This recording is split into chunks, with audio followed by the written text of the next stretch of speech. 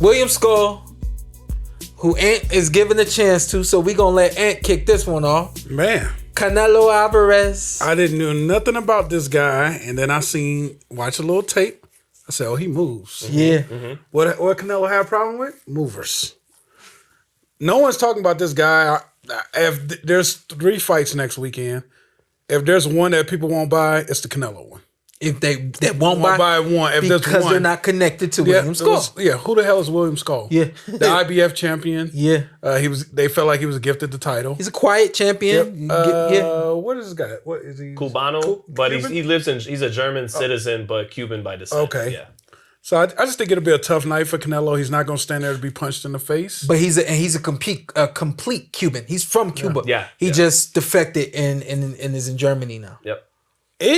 He has a chance. Chance I'm giving him. Everybody got a chance, right? Everybody 25, 30%.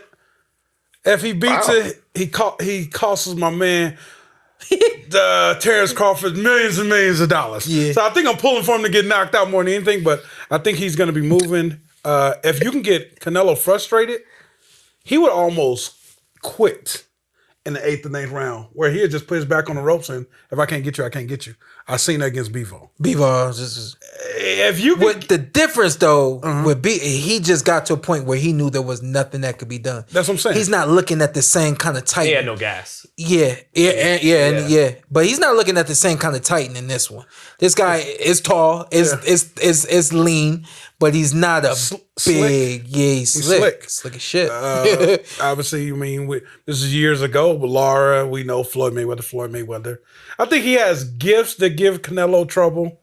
At the end of the day, I think Canelo gets him out of here, but I think we got to get the fight's going to be better than what I'm going to say. Watch the fight, guys.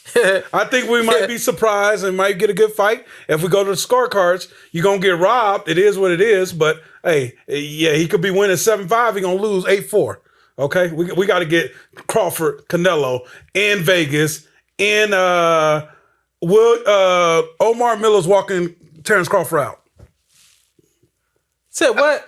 Wow. What the hell did he just say? In Vegas, Allegiant Stadium, September 21st, Omar Miller's walking Terrence Crawford out. Okay, we'll work on that. I think Crawford is going to stick with my pal walking him out because it's working out well with Eminem. Oh, yeah. Your co-star from 23 years ago. All that being said, for me, Canelo has in recent history made a killing off of fighting people that he has some clear advantage over. Mm-hmm. Back when we were doing the Ozone podcast, we were the first to call him out for ducking. Everybody was mad at us. They thought we were Canelo haters. It's been exposed at this point. Yeah. One thing I'll give Canelo credit for is that he always comes ready to fight, no matter who it is that is there to fight. He's not giving passes. Mm-hmm. That's what he's not doing. Mm-hmm. He's a champion. The lights are not too bright for Canelo Alvarez ever, which I always appreciate from any athlete. I don't know much about William Scull, but I feel like if they made the fight, he must have some clear advantages that he feels like over Scull.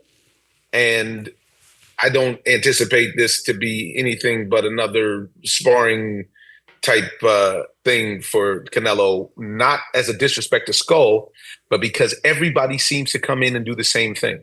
Everybody says what they're going to do and they're ready and blah, blah, blah. And then when the bell rings, we see people turn into Canelo fans into the ring. We see the fact that they're so happy to be there and that they got their payday, that they're going to play their role in this thing, as opposed to kind of like what you were just talking about, Sean. And if you're Rolly and saying, you know what? Hey, man, if you're going to knock me out, but I'm going for mine. Because we've seen him fight guys, going back to Canelo, we've seen him fight guys who in theory have the tools to beat him, but they are starstruck, and his skill set then in turn complements their starstruck level that then he puts it on. It's a very, I know that kind of sounds weird, but I think you guys dig what I'm saying. Yeah. When we saw him fight Bivol wasn't starstruck.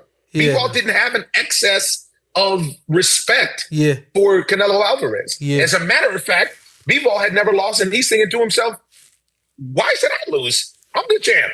Yeah. And we don't usually see that. We saw it with Charlo. We've seen it with all of the champs that he cleaned out at 68. We see that he still didn't have any interest in fighting David Benavidez. And so there's a reason he's fighting William Scull. Nothing would make me happier than to wake up and to hear that there was an upset in the desert. But I have respect for Canelo not allowing that to happen.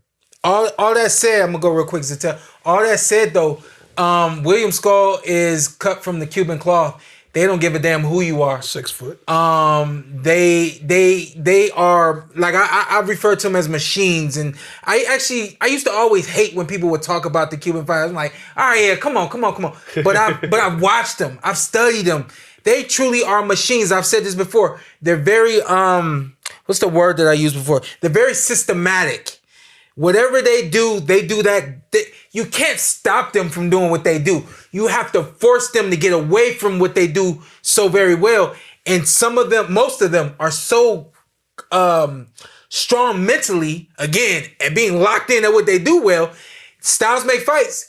William Scull has the perfect style to beat Canelo Alvarez. He's not going to come into the ring and not be William Scull. What it's going to take is Canelo doing something that he hasn't done in a very long time, which is actually step up, put that foot on the gas pedal, and keep it on the gas pedal. If he does not do that, you will wake up to him having a upset loss in the desert, as you just said, Big O, because William Scull has size, has power, has speed, is Cuban. He's a southpaw, if I'm not mistaken. He might be a switch hitter. All Cubans are southpaws.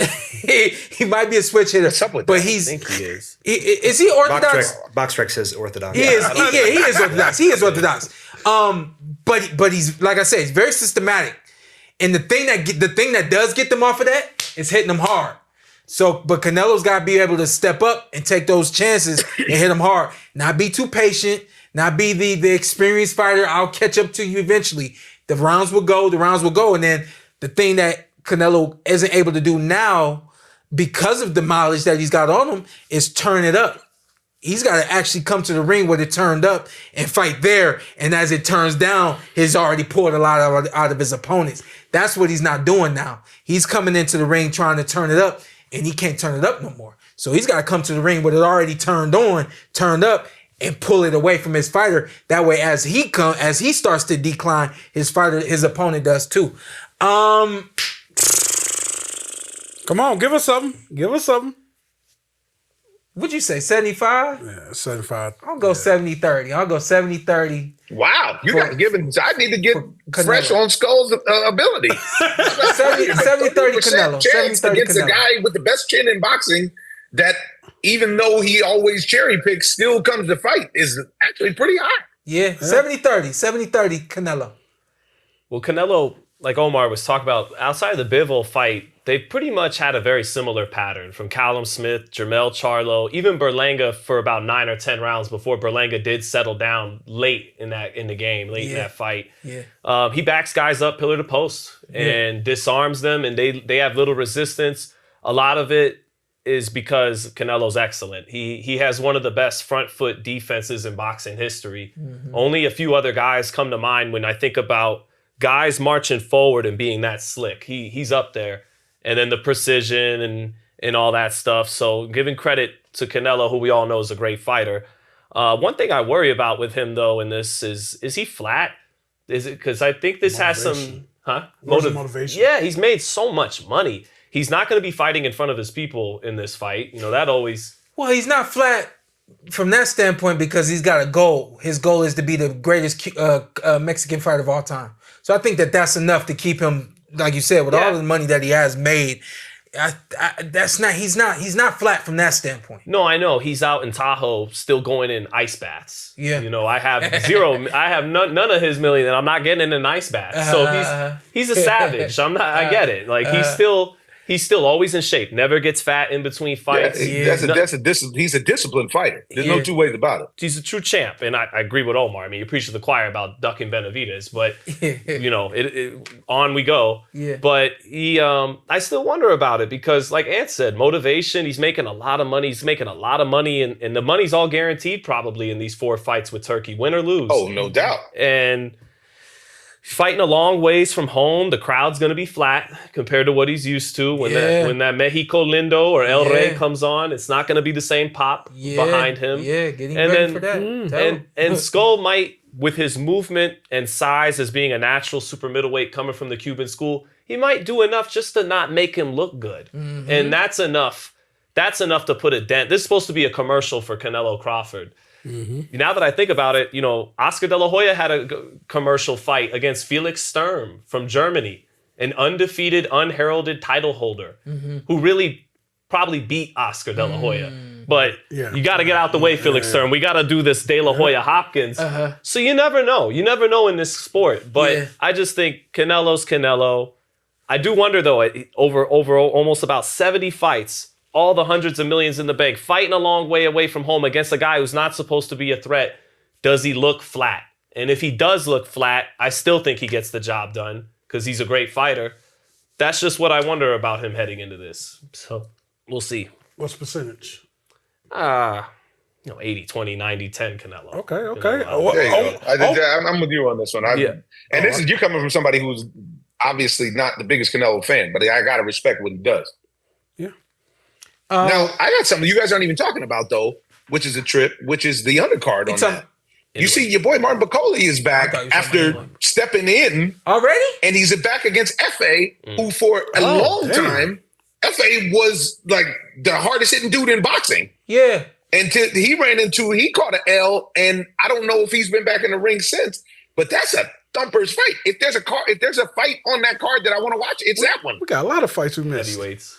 Hey, shout out to Omar, because there's a lot of good fights on that card. Damn. That's disrespectful. Jack is on the card. McGill, what are we talking about? Jack? But I'm not in the boxing community, right? Okay. Okay. Hey, let it go, goddammit. Let it go.